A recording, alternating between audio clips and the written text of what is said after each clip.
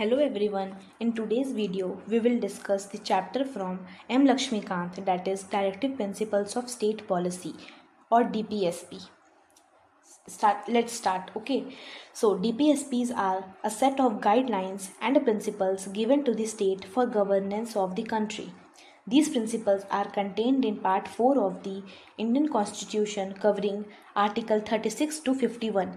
The idea of DPSPs was borrowed from Irish Constitution, which itself has taken inspiration from the Spanish Constitution. Okay, the makers of the Constitution wanted India to become not only a political democracy but also a social and economic democracy. Therefore, DPSPs were included to guide governments in lawmaking and policies for the welfare of citizens. Dr. B.R. Ambedkar described these principles as instruments for establishing economic and social democracy in India. The ultimate objective of DPSPs is to transform India into a welfare state where the government actively works for the welfare and development of all citizens. Now we will see the meaning of DPSPs. Okay, directive principles are directions or instructions given to the government. These principles tell the government what goals it should achieve while governing the country. Unlike fundamental rights, DPSPs do not grant rights directly to citizens. Instead, they impose duties and responsibilities upon the state. The purpose of DPSPs is to establish social justice, economic justice, and political justice. They aim to reduce poverty, unemployment, illiteracy, social inequality, and economic exploitation. They encourage the government to provide education, healthcare, employment opportunities, and social security. Thus, DPSPs act as a roadmap for creating an ideal society envisioned by the Constitution. Now, after meaning of DPSPs, now we will see features of DPSPs. Okay, the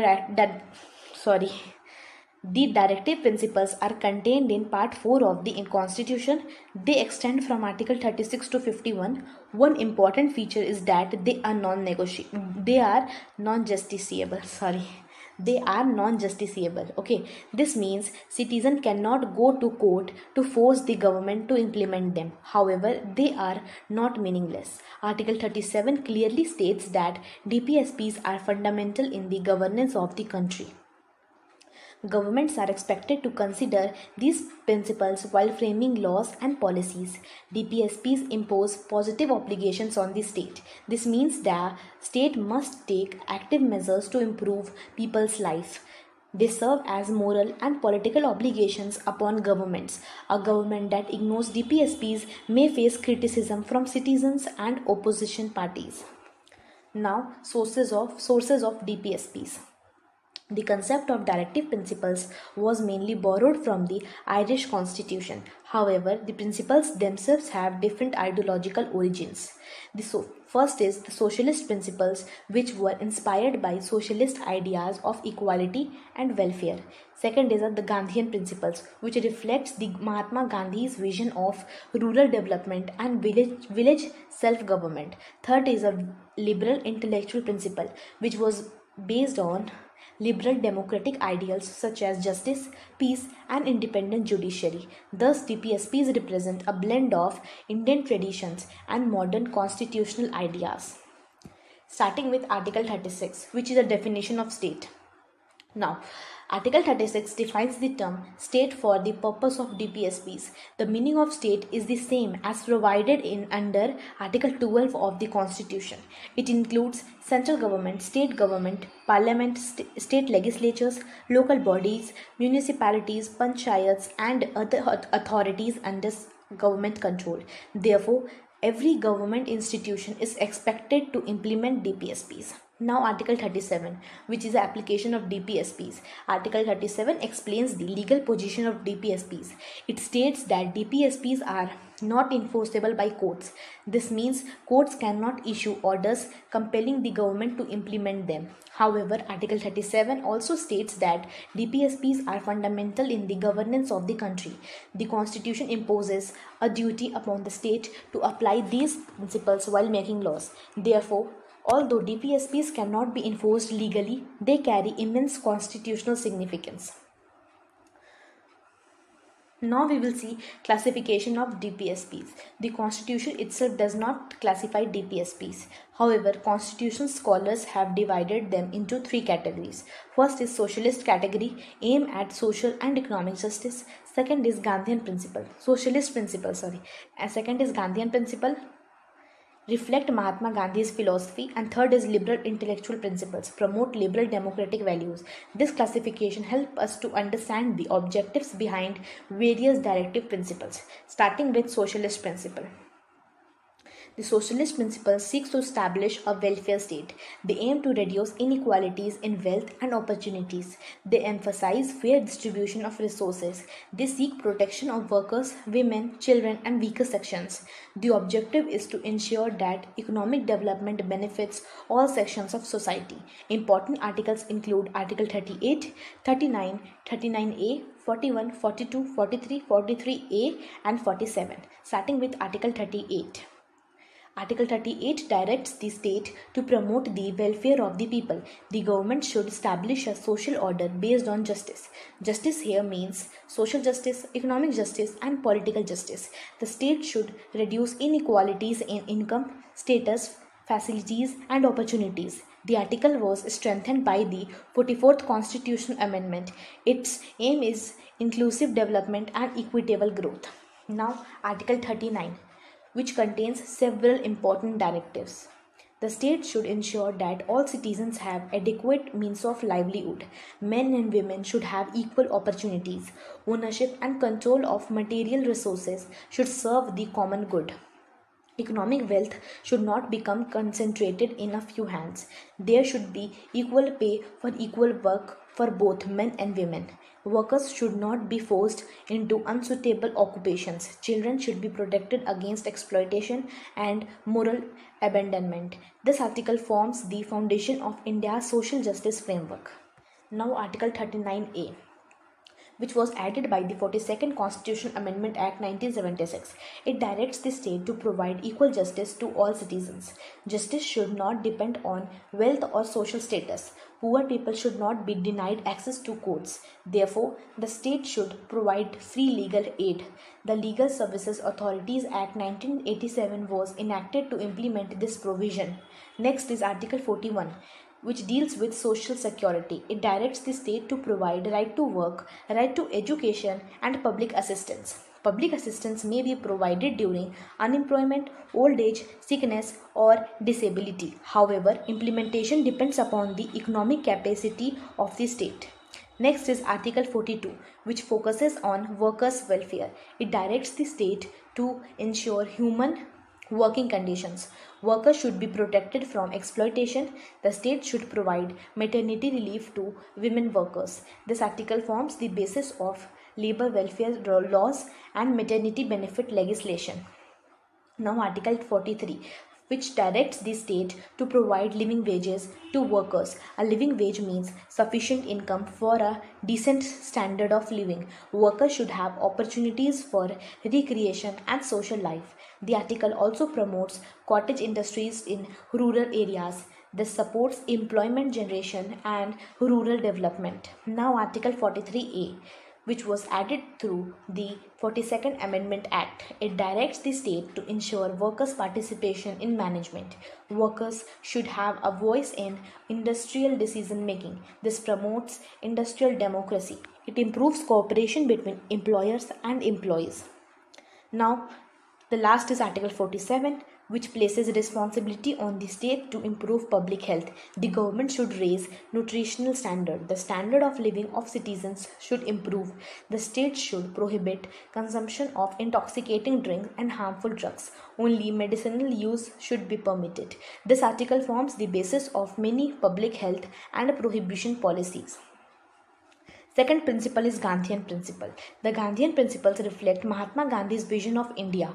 Gandhi believed villages were the foundation of Indian democracy. He supported self-sufficient rural economies. These principles focus on village panchayats, cottage industries, cooperative societies, welfare of SCs and STs, and animal protection.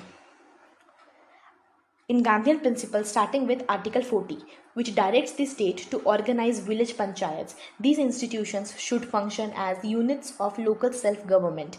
This article became the foundation of the Panchayati Raj system.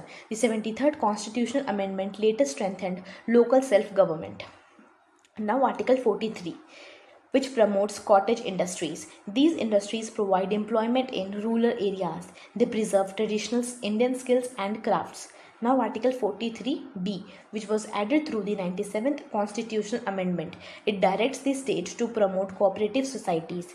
These societies should function democratically and independently. Now Article 46, which protects weaker sections of society. That state should promote educational interests of scheduled caste, scheduled tribes and other weaker sections. The state should also promote their economic interests. It should protect them from exploitation and social injustice. Reservation policies are closely linked to this principle. Now Article 47, which is a prohibition of intoxicating drinks. Okay.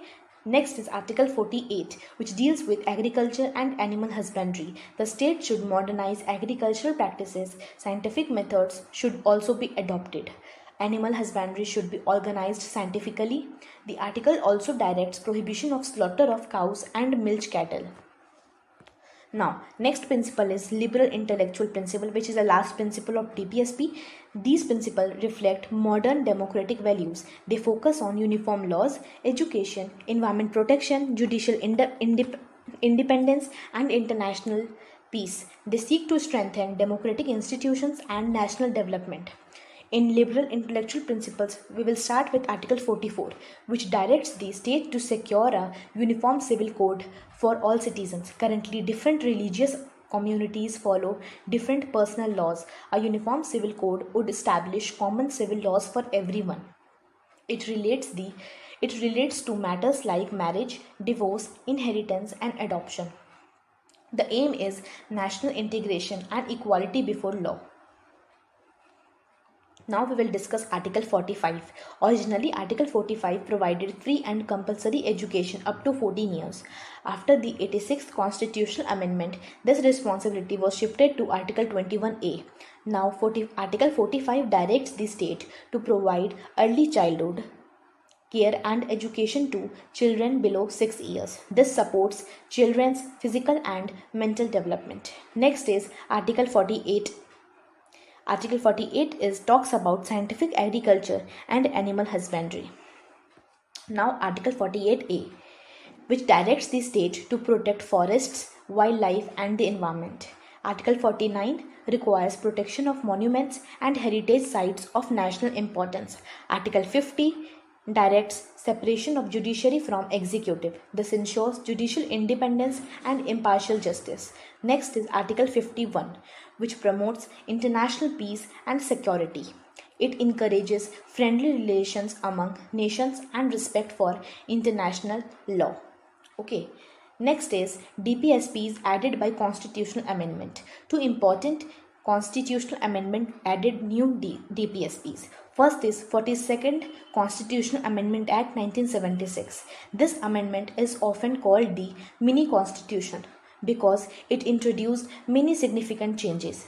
Three new DPSPs were added in this. First is Article 39A, which is a equal justice and free legal aid. This article directs the state to ensure that justice is available to everyone regardless of economic status. Poor people should not be denied justice because they cannot afford legal expenses. The state should provide free legal aid to weaker sections of society. This principle led to the establishment of legal services authorities and lok adalats. Second is Article 43A, which talks about workers' participation in management. This article directs the state to take steps to ensure workers participate in the management of industries. Traditionally, decisions in industries were taken only by owners and managers. This provision recognizes workers as stakeholders in industrial organizations.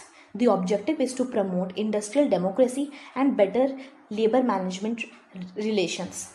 Third is Article 48A, which talks about protection of environment. This article directs the state to protect and improve the environment. The government must safeguard forests and wildlife. It reflects growing global awareness about environmental conservation. Several environmental laws, such as the Environment Protection Act, was inspired by this constitutional directive. Next is 97th Amendment 2011. Okay, in this there's Article 43B, which talks about promotion of cooperative societies. This article directs the state to encourage voluntary formation, democratic functioning, autonomous operation, and professional management of cooperative societies. Cooperative societies play a major role in agriculture, rural credit, dairy development, and small-scale industries. Examples include milk cooperatives and agricultural cooperatives. This amendment strengthened the cooperative movement in India. Now we will see DPSPs versus fundamental right. A common question in constitutional law is the difference between fundamental rights and directive principles. Although both are essential parts of the Constitution, but they differ significantly. First, fundamental rights. Fundamental rights are contained in Part 3 of the Constitution. They are enforceable by courts. Citizens can directly approach the High Court or Supreme Court if their fundamental rights are violated. These rights mainly protect individuals against arbitrary actions of the state. Fundamental rights establish political democracy. Examples include right to equality, right to freedom, right against exploitation, and freedom of religion. Next is directive principles. Directive principles are contained in Part 4. They are not enforceable by courts. No citizens can compel the government to implement them. They serve as guidelines for governance. DPSPs seek to establish social and economic democracy. Examples include right to work, equal pay for equal work, free legal aid, and protection of environment. Now, relationship. Fundamental rights tell the government what it cannot do. Directive principles tell the government what it should do. Fundamental rights provide political freedom. Directive principles provide social and economic justice. Together, they help to create a democratic welfare state. Now we will see relationship between fundamental rights and DPSPs. The relationship between fundamental rights and DPSPs have evolved over time through judicial interpretation. At the time of independence, there was confusion regarding which should prevail when a conflict arose. The Supreme Court gradually developed a balanced approach. Today, both are considered equally important.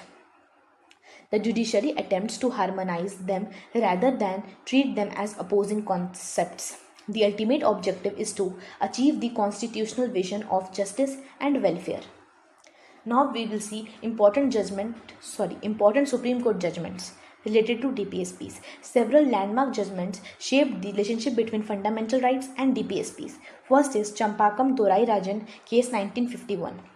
This was the first major case involving DPSPs. The Supreme Court held that if there is a conflict between fundamental rights and directive principles, fundamental rights will prevail. The court stated that DPSPs cannot override fundamental rights. This judgment established the superiority of fundamental rights. As a result, the government passed the first constitutional amendment in 1951. Second case is a Golaknath Case in 1967. Here the Supreme Court ruled that Parliament cannot amend fundamental rights. The court emphasized the importance of protecting individual rights. Although this case did not directly concern DPSPs, it strengthened the position of fundamental rights. Third is a Kesavananda Bharati case in 1973. This is one of the most important constitutional cases in Indian history. The Supreme Court introduced the basic structure doctrine. The court held that Parliament can amend the Constitution but cannot destroy its basic structure. The judgment emphasized harmony between fundamental rights and DPSPs. Neither should be interpreted in a way that destroys the other. Fourth is a Minerva mill case, that is 1980. This case further classified the relationship between fundamental rights and DPSPs. The Supreme Court held that a balance between the two is part of the basic structure of the Constitution. Giving absolute priority to either fundamental rights or DPSPs would damage the Constitution. Therefore, both must coexist harmoniously. This remains the prevailing constitutional position today. Now we will see DPSPs and constitutional amendments. Parliament enacted several constitutional amendments to strengthen DPSPs. First is 25th Constitutional Amendment Act 1971. This amendment gave greater importance to Article 39 Clause B and Article 39 Clause C. These articles deal with equitable distribution of resources and prevention of concentration of wealth. The amendment attempted to protect laws implementing these DPSPs from judicial challenges. The objective was to promote social justice. Second is 42nd Amendment, Constitutional Amendment Act 1976. This amendment further strengthened DPSPs. It expanded the scope of Article 31C. It also added Article 39A, 43A and 48A.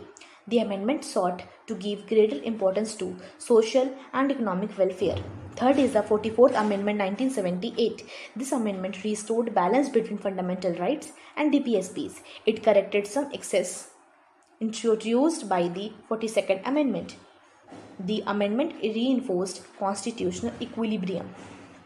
Now we will see some criticism of DPSPs. Although DPSPs are important, but they have faced criticism from constitutional scholars also. First is non-enforceable, that is non-justiciable. Okay, the biggest criticism is that DPSPs are not enforceable by courts. Citizens cannot compel government to implement them. Some critics argue that rights without remedies are ineffective. Second is lack of legal sanctions. Government are not legally bound to implement DPSPs. Implementation depends largely on political will. As a result, progress may be slow. Third is vague and general provisions. Some DPSPs are expressed in broad and general terms. They do not specify exact methods of implementation. This allows government considerable discretion. Fourth is financial constraint. Many DPSPs require large financial resources. Developing countries often face budgetary limitations. Consequently, implementation may take decades. Fifth criticism, which is the last criticism, is mere moral obligations. Some critics describe DPSPs as mere moral guidelines. Since they are not legally enforceable, governments may ignore them. Now, despite these criticisms, DPSPs have greatly influenced public policy. Many welfare laws and social reforms have originated these principles. Therefore, their practical importance cannot be denied. Okay. Now, next is the significance of DPSPs. The significance of DPSPs is immense. They provide a framework for establishing a welfare state. They guide governments in policy making and lawmaking. They promote social justice and economic equality. They help to protect weaker sections of society. They encourage rural development and decentralized governance. They support labor welfare and public health. They promote environmental conservation. They strengthen democratic governance. They help to translate constitutional ideals into reality. For this reason, DPSPs are often described as the soul of social revolution in India. Now, we will see some achievements of DPSPs.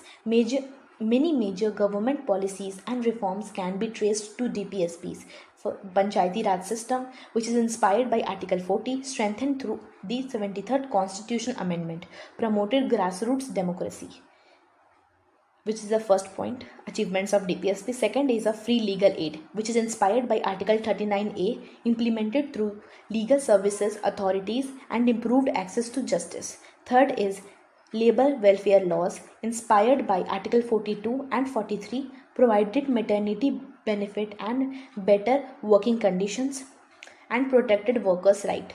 Fourth is environmental laws, which is inspired by Article 48A, led to environmental protection legislation and improved conservation efforts.